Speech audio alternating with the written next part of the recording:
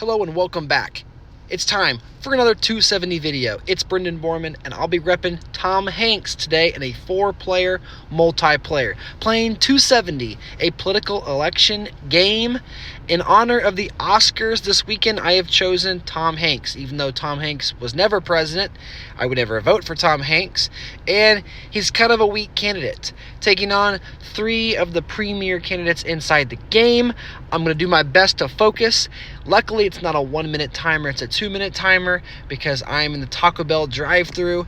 I'm really craving some late-night Taco Bell, but I can't help myself. I started a 270 game, and I'm like, you know what? I might as well record it. So here we go. Looking at Grant, he's got a Teddy Roosevelt vice president. Look at that, 38% youth vote. Labor and environment, I definitely see Grant working out of Texas, but he could go national groups first. Then we have Abraham Lincoln with a Barack Obama vice president, a 75% African American, a 48% town and gown. Oh my goodness. He's got big conservative youth vote. He also could go national groups. Look for Abraham Lincoln to live on the East Coast, New York and Florida as his base states. And he does have a 50% Old South penalty. Of course, no one in the Old South likes Abraham Lincoln because he took away their slaves. And then we have Donald Trump 2024, who is trying to come back and take back that office from Joseph Biden in real life. 62% Old South, 60% oil and gas. So look for him to go for either the southeastern part of the United States or for Texas and California. And of course, I am repping Tom Hanks, who did win back-to-back Oscars like a long time ago for his role in like Forrest Gump and other movies. He's got 10% little tiny bonuses. So I'm going to try to beat Abraham Lincoln to New York. Hopefully I can get it uncontested. If I clash, I'm probably screwed. But this way, maybe I can get town and gown.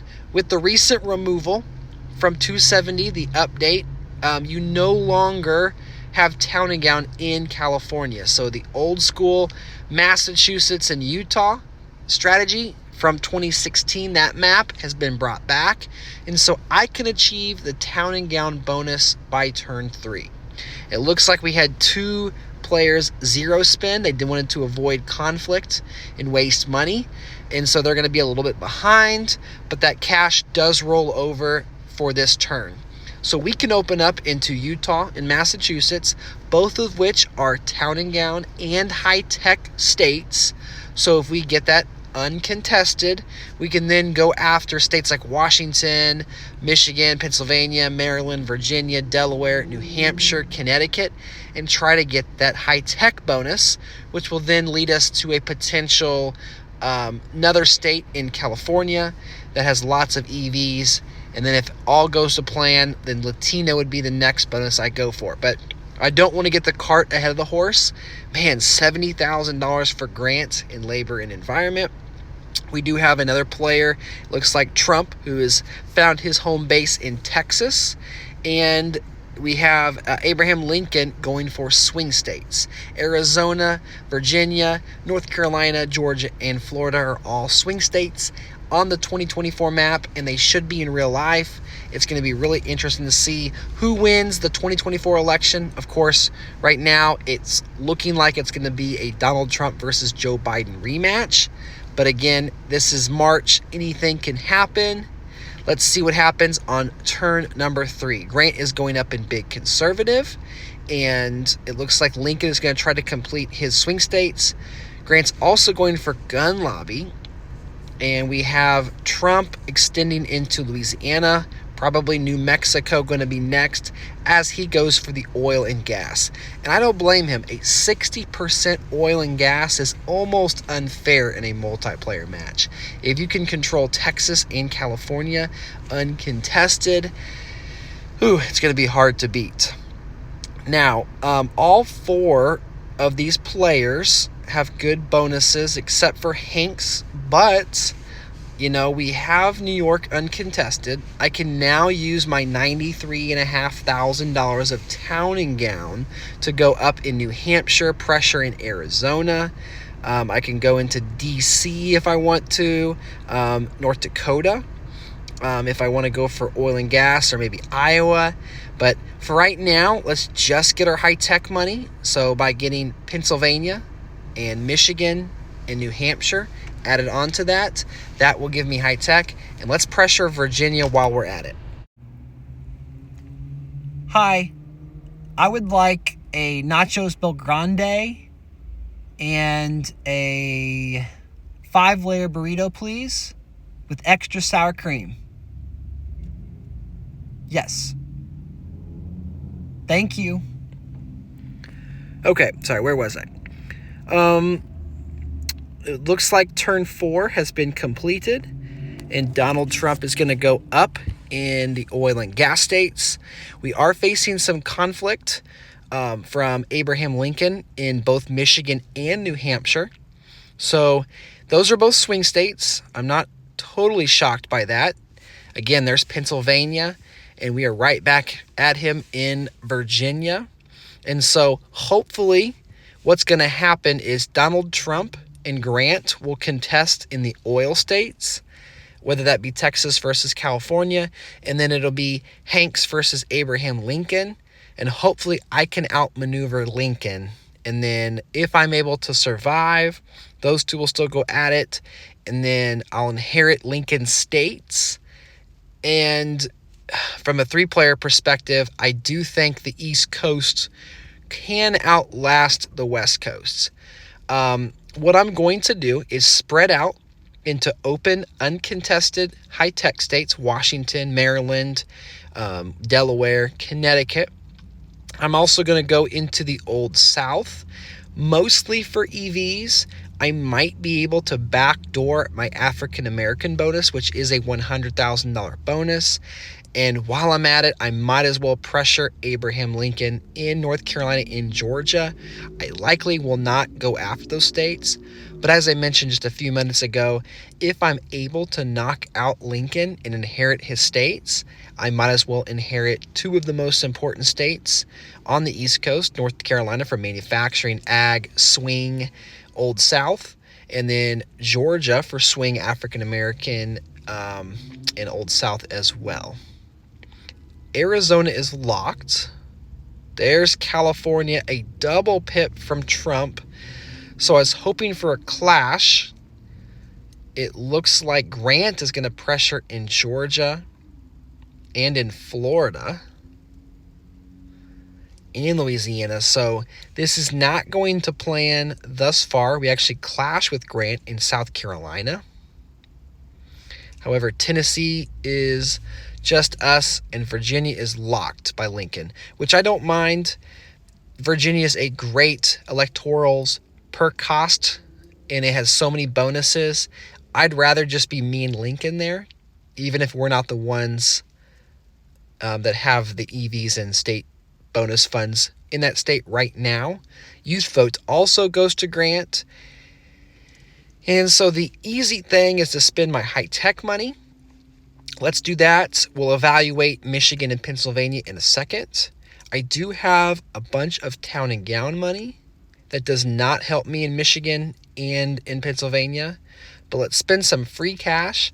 I'm going to prioritize Michigan because of the African American, and the 35 in Maryland plus the 25 in Washington plus the 10 in Delaware and the 15 in Connecticut will make up if I happen to lose the 60,000 of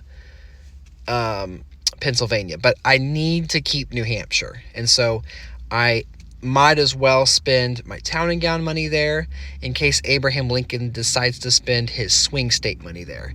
I doubt it because it's only 4 EVs, but it's better to be safe than sorry. Okay, and I apologize, guys, for the road noise. I couldn't help myself but start another 270 video, and sometimes you just have to make the car work. I am actually looking at an online microphone to help me have better audio going forward. My good friend Tyler DeMora who has Portly Games as his Twitch channel. He streams 270 content as well. He has introduced me to some new setups that might be beneficial for possible streams. But look at that. New Hampshire was attacked by Lincoln. And if we did not defend, that could have been catastrophic. We do not lose any bonuses. Swing states has been swiped from Lincoln. And Latino and Ag go to Donald Trump. Of course, he does have the California and Texas combination, as well as Colorado or New Mexico for Latino. And he's in New Jersey as well. So Latino is likely going to be his for the long run. Now, I want to invest some cash in Pennsylvania, not just because I'm scared of Abraham Lincoln taking it back. That's probably where he'll go for swing. But what I want to do is spend there so that later on I don't have to defend it. Hopefully I can get up to like the 7th or 8th pip. But it's tricky because I don't want to choose a number that is a clash and then we waste it. And then when I'm attacked later on by other players, I have to redefend Pennsylvania. So I'm choosing a pip I feel pretty safe. I'm also going to attack in Nevada and in New Hampshire. I know those are Latino states, and the Latino bonus has been spoken for. But I need to do both of those states if my Colorado and New Mexico pressure is going to seem real. If he sees that I am in all the Latino states, it's likely he'll use his oil and gas money, Trump that is, defending Colorado and New Mexico, and his Latino money defending New Jersey and Nevada, which will then allow me to potentially save high tech and pressure California. So it's a little bit of 4D chess and not checkers. If it doesn't work out, I can still use my high tech money to build up and potentially just lock states like Pennsylvania later, or get an easy Virginia later on, hold off Massachusetts and Utah, and good. So no attacking in Pennsylvania. Grant is spreading out as well, and Abraham Lincoln gets into Wisconsin uncontested. So at the end of turn number 7, we are still holding on to our 2 bonuses, and Grant has 4 bonuses, and Donald Trump has 3. Donald Trump in this position is in a great spot. He needs to probably pressure Illinois and Tennessee. So let's go up in Illinois now to make it easier to defend should we get that pressure. If I were in his shoes, if I were in Donald Trump's shoes, I would be attacking me. I'd be attacking Hanks. And so I need to do everything I can to keep the pressure off of me. There's really no reason to spend my town and gown at this point. It can make it look like I have more money than I need to, and I don't need all of the EVs. I could save it for New York pressure. I can always enter into Vermont, Maine, Rhode Island, Missouri, Minnesota, but Grant locks Florida. So that's crazy. No pressure in Illinois yet. Maybe next turn I can go up a couple more pips and just stave off Illinois pressure for the rest of the game. We do flip Mississippi, and so if we're able to get Tennessee, we might be able to squeak out African American. The magic number is 330,000. There's the New York pressure. That's why we save the town and gown, because we do not know in a multiplayer who is going to come for your big states. And oh no, a 3rd pip clash with Grant in Tennessee. That may prevent the African American bonus. Again, I'm not doing the math. I'm kind of playing from instincts. No, so we do get the AA bonus. That Mississippi 1 pip steal was pretty clutch. Let's see here. So New York, California. We're using our high-tech money in California. AA 1 pip in Illinois for preemptive defense. Do I want to defend Mississippi? I think I might just be better off to get Tennessee than to defend Mississippi. Not facing pressure in DC or Delaware. Will the 3rd pip work? Let's go 4th just in case. And then we can use our town and gown money and not free cash, we're going to go up 2 pips in defense and 1 pip in Missouri and Minnesota. This is mostly just to get EVs, and I'm going to roll the extra 21,000 of bonus funds and 174 of free cash into next turn. I think that Donald Trump is not expanding as much as I would if I were him. He's locking Colorado, actually 9th pip, excuse me. Here he comes in Illinois, finally, probably about 2 turns too late. Grant really is stuck. He's locked Florida, but has to attack me in Mississippi. That will not take away African American. Lincoln's going to go to the 9th pip in Nevada. We have a lot of 9th pips. There's Trump going to the 9th pip. So Grant did go for Florida. However, we did not clash, which is awesome. All that money we spent defending basically is not going to be for nothing. And Tennessee as insurance for African American is a good thing to have. Export now goes to Donald Trump. He has Ohio, and now he can attack me in Illinois. I am going to lock Illinois, even if I lose New York to Grant, or we clash here. It's not a big thing. Grant is going to be the one who is eliminated, so why spend against him unless I really want that state? Michigan, I don't need to lock. Let's go 1 pip and then 1 pip in Pennsylvania. And then maybe we can get into open states. Montana, double pip. Missouri up to the 2nd. Indiana and Kentucky might be a clash, but that'll give us access. And then it's, like I said, there's no reason to attack in Alabama. I can always take that state later or inherit it and then use my African American funds when that time comes. So I'm liking the way this game has played out. Even though we had a candidate disadvantage, we have access in California. Texas, we don't need, but we have access and good defense in a lot of the swing states. And we already have 186 EVs and counting. Kentucky was a clean entry. Nothing in Michigan. Donald Trump is 9th pipping again in Minnesota. So there's Nevada, a lock. Expecting the same from New Jersey.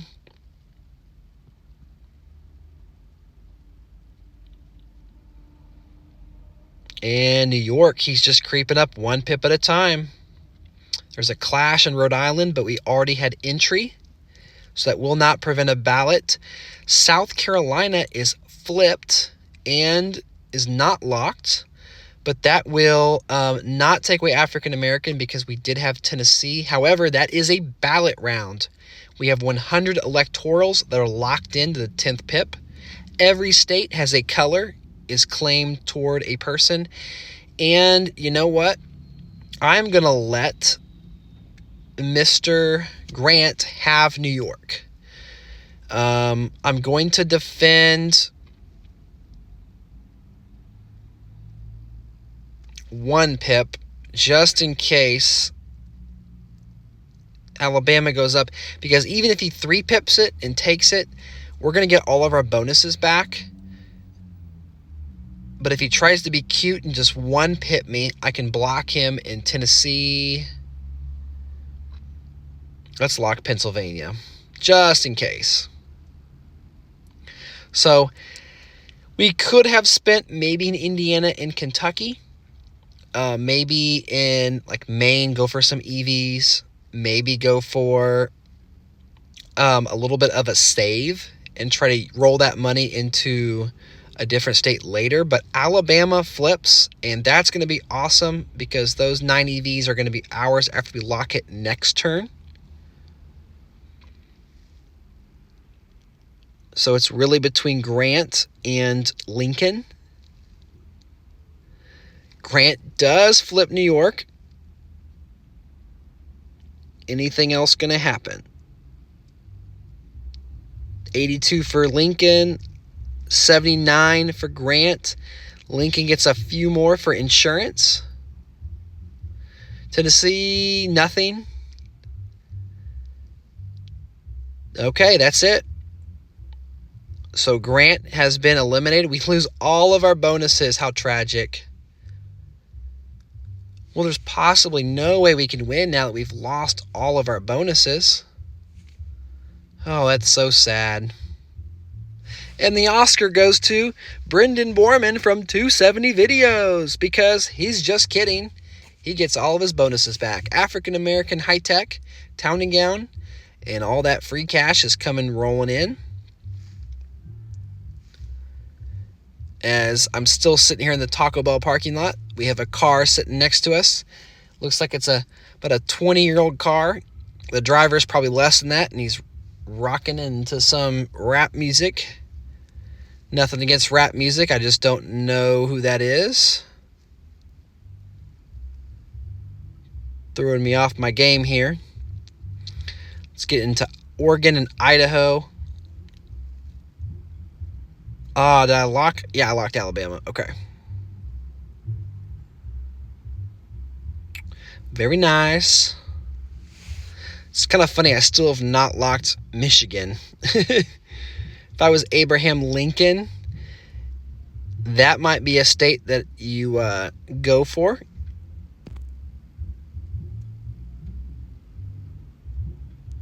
So Alabama, we have some small spending. Florida was the big play this turn, so now we have access to all of the bonuses and EVs of the Sunshine State. And yeah, foreshadowing. Michigan, why did I not lock it? What am I doing?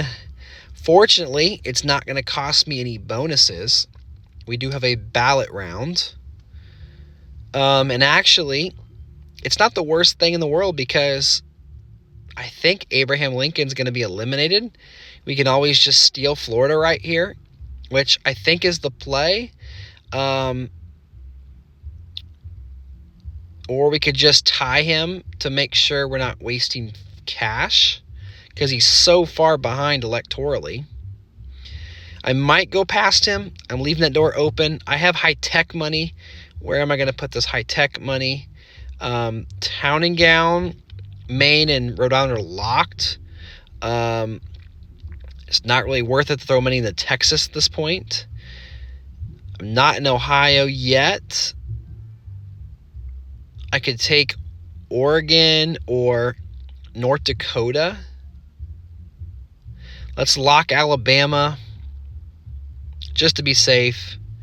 And then, just for good measure, I'm not going to go past him in too many places, but I'm going to go past him in Arkansas and Kentucky just by 1 pip, just in case I'm not thinking clearly and I don't want to be eliminated with all this extra money when I could have easily done something about it.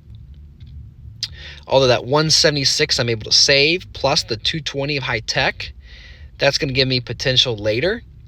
Alabama is locked, and we do not have conflict. Arkansas, at least we didn't clash. More spending in California for Trump. More spending from Lincoln in Florida, who does block us. However, we get to that 3rd pip, so at the start of next turn, when we inherit it, that will credit toward our bonuses. Trump matching us on the 2nd pip in Montana. Oklahoma to the 9th pip. So all that oil money we spent, our free cash we spent in the oil states, has pretty much neutralized him, where he's had to spend his oil in the oil states and maybe free cash in California, which has prevented Trump from expanding across the map.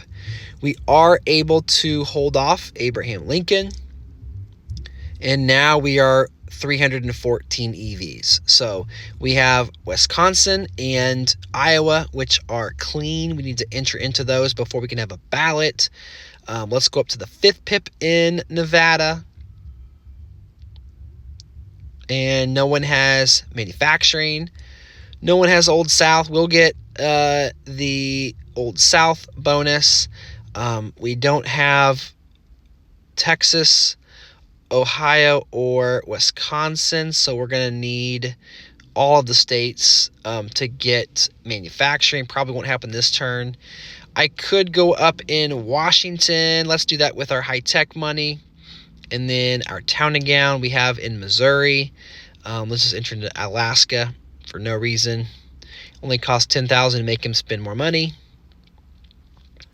And this will be probably the second to last turn unless we have conflict in Iowa or Wisconsin. A clash there would prevent a ballot. Iowa is clean. Minnesota's locked. 10 more EVs are still with us, although Montana is going to flip. North Carolina to the third pip. And Nevada is locked. So I wasn't sure about Nevada. I thought about leaving it alone, but I figured it was either a lock or a no spin for him. So hedging the middle seemed like a good play. Utah flips red. And Virginia we spent in, and Trump did not. So other than New Jersey and West Virginia and Ohio, every single one of Donald Trump's states is west of the Mississippi River. I don't know if that was a strategy or what, but this goes to demonstrate the strength of the East Coast when it comes to 270.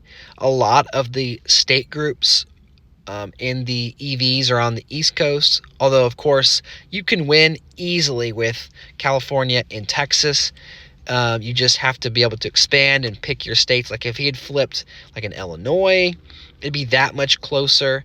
We really haven't faced any pressure in some key states like North Carolina or Virginia. So, yeah, it's he definitely got a little bit behind by zero spending. But, again, we were able to pick our spots. The players we wanted eliminated were eliminated in the order that benefited us. And we have all this extra bonus money to help really defend and also make him overspend in some areas. So, yeah, I think this was a good game. And even though we had by far the worst candidate of the weakest candidate, you can still win a multiplayer if you make good moves. So, yes, stronger candidates give you more margin for error, and you can make it easier. But if you play with a weaker candidate or a free candidate inside the game of 270, it's not necessarily a pay to win. You have to make good decisions. One good decision that you could do is subscribe to 270 videos, help us reach our goal of 5K before Election Day. And if you've enjoyed this content, even if this game makes 0 sense to you, I've played over 8,000 games in my 270 career. I put that in air quotes because we like to view ourselves as players, and having this big career with all these tournaments. I've really gotten involved with the 270 Lounge, and I've met so many people. But connect with me on Discord. Leave a comment if you're in this match. Good game to everybody, and it was a fun one. Until next time, I'll catch you guys in the next 270 video.